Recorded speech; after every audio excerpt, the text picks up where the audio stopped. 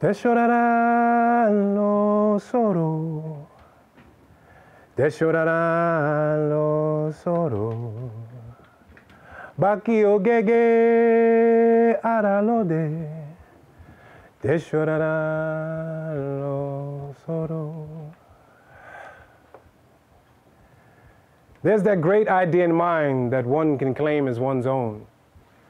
But that same idea inside the mind of the divine relinquished to the whole can be the one that carries us home. Home in the sense of us. I mean, there's yours and mine, and then there's ours. Trust.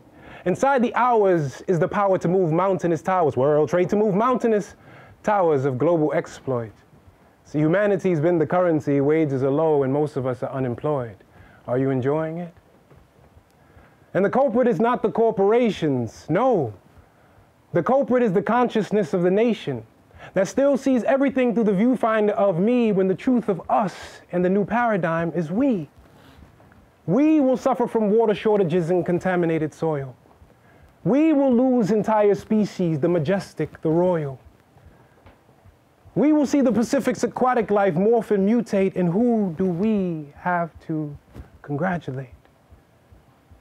We will see a rise in more sociopathic behaviors because of unregulated medications and medicators. We will be our victims. We will suffer. We will be the ones that fucked us. We will be the elders dealing with desensitized youth who've killed 1 million virtually before they've graduated from school.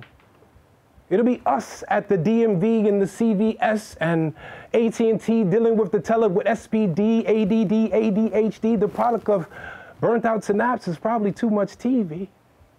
30 seconds to preview, 90 flashes. I mean, of course you're gonna blow a fuse.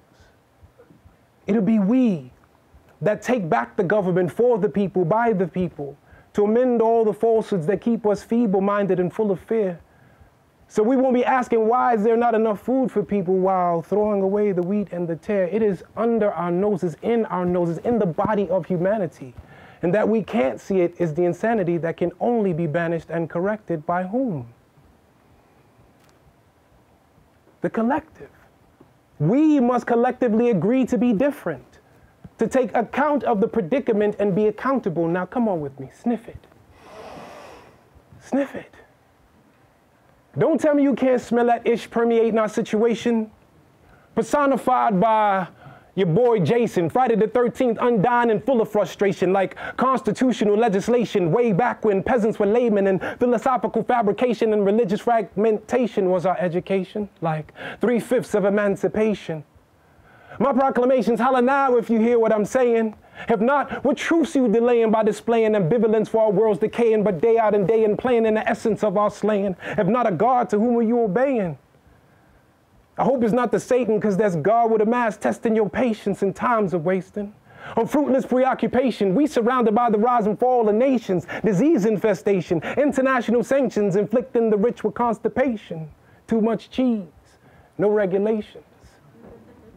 Masses walking around like patients, thriving off sensation, and our saints are suffering from inebriation.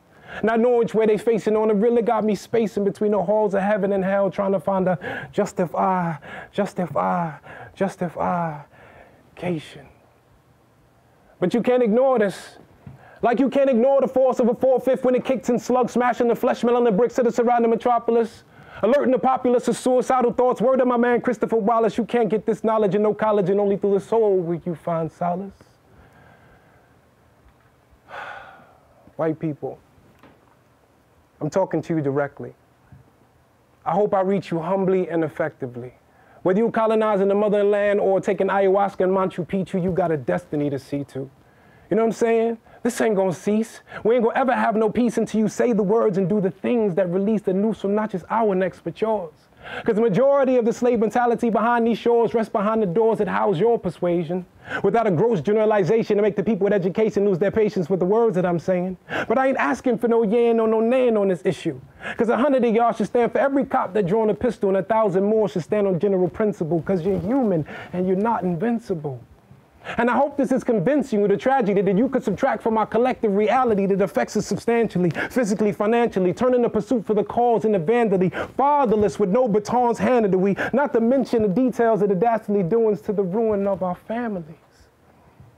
Can't you see? What is important to you is just as to us, it's only just us or just this, so what's this? I challenge you to try to live the positive side of an eye for an eye.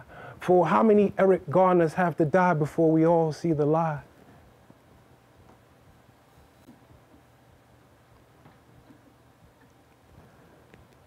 And I ain't asking another man for my freedom, because this man's plan spans between kingdoms.